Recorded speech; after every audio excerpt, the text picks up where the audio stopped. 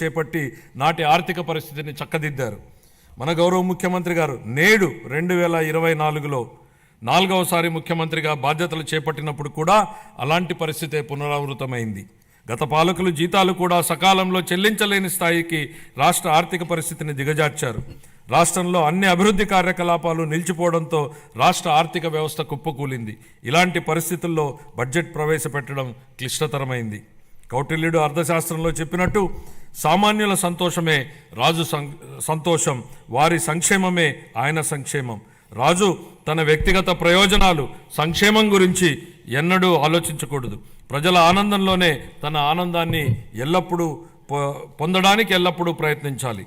నందరాజ వంశపు దుర్మార్గపు పాలన తర్వాత సుసంపన్నమైన మరియు న్యాయపాలనను స్థాపించడంలో చంద్రగుప్త మౌర్యుడికి కౌటిల్యుడి మార్గదర్శకం వహించినట్లే గత ప్రభుత్వ పాలనలోని విధ్వంసకర విధానాల తర్వాత గౌరవనీయ ముఖ్యమంత్రి గారు పారదర్శక, సంక్షేమం మరియు శాంతి భద్రతలతో కూడిన పాలనతో ప్రగతిపథం వైపు నడిపిస్తున్నారు.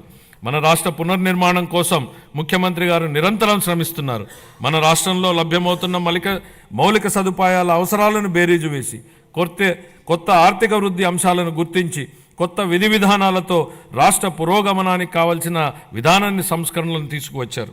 గౌరవ ముఖ్యమంత్రి శ్రీ నారా చంద్రబాబు నాయుడు గారు మన రాష్ట్రాభివృద్ధి కోసం 1990వ దశకంలోనే విజన్ 2020 డాక్యుమెంట్ను రూపొందించారు. అప్పటి ప్రతిపక్షాలు ఆ ఆలోచనని విమర్శించాయి. కానీ నేటి హైదరాబాద్ను చూసినట్లయితే వారి విజన్ సాకారమైంది. ఇదే ఆయన దార్శనికతకు, సామర్థ్యానికి నిదర్శనం. మళ్ళీ 2024లో మరొక గొప్ప విజన్ను దిశానిర్దేశం చేస్తూ గౌరవ ముఖ్యమంత్రి గారు స్వర్ణాంధ్ర 2047కు శ్రీకారం చుట్టి రాష్ట్రాభివృద్ధికి మార్గనిర్దేశనం చేశారు. 15% పైగా రాష్ట్ర స్థూల దేశీయ ఉత్పత్తి వృద్ధి రేటును స్థిరంగా సాధించడం, తలసరి ఆదాయాన్ని పెంచడం, పేదరికాన్ని రూపుమాపడం ద్వారా అభివృద్ధి ఫలాలను అత్యంత అణగారిన వర్గాలకు అందించడమే దీని లక్ష్యం.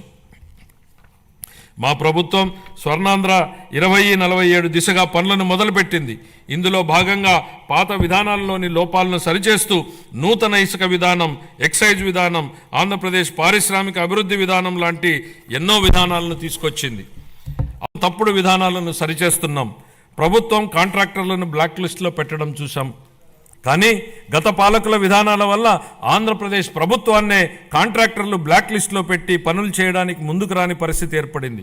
ఈ పరిస్థితి నుంచి రాష్ట్రాన్ని తప్పించాం.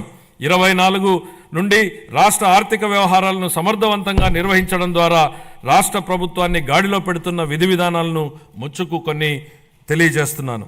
జూన్ 12, 2020 నాటికి ఉన్న 23,556 కోట్ల రూపాయలను, వేల కోట్ల రూపాయల బకాయిలను చెల్లించాం. అధ్యక్ష, గత ప్రభుత్వం 93 కేంద్ర ప్రాయోజిత పథకాలను నిలిపివేసింది. 9,371 కోట్ల రూపాయల బకాయిలను చెల్లించడం ద్వారా 74 పథకాలను మా ప్రభుత్వం పునఃప్రారంభించింది. దీనివల్ల కేంద్రం ప్రభుత్వం నుంచి మన రాష్ట్రానికి మరిన్ని నిధులు అందాయి. నీటిపారుదల, రహదారులు మరియు ఇతర పనులకు సంబంధించి 12,735 కోట్ల రూపాయల బకాయిలను చెల్లించడం వల్ల రాష్ట్ర ఆర్థికాభివృద్ధి పునరుత్తేజితమైంది. పంచాయతీలు మరియు మున్సిపాలిటీలను బలోపేతం చేయడానికి 2,793 కోట్ల రూపాయల ఆర్థిక సంఘం నిధులను మా ప్రభుత్వం చెల్లించింది. ఎన్టీఆర్ భరోసా, ఎన్టీఆర్ వైద్య సేవ మరియు దీపం 2.0 పథకాలకు 31,613 వేల కోట్ల రూపాయలని మా ప్రభుత్వం విడుదల చేసింది.